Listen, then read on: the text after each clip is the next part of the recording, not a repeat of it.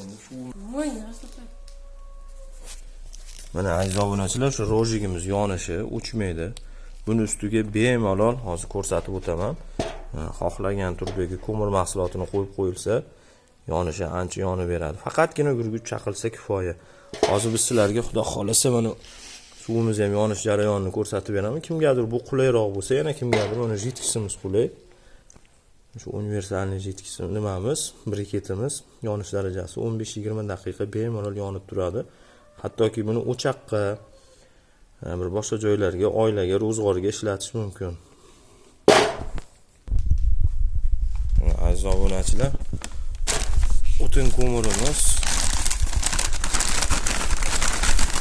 yoqib ham ko'rsatib beramiz. Mana o'tindan ustiga qo'yiladi bemalol.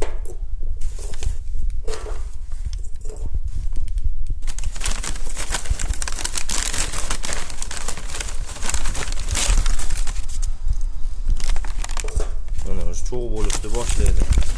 Tezda. Mahsulotlarimiz tabiiy 100% o'tindan. Mana shu jarayonda yoqishlar ham mumkin. Bu o'chib qolmaydi.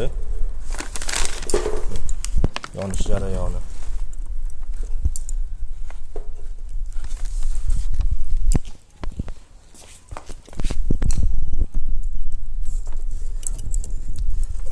Mana o'tinli ko'mirimiz yonyapti. Xudo xolasa mana ko'rishlar mumkin. Bir pasda o'sha qo'yishim bilan cho'g' bo'ldi. Yonishi o'ta tez.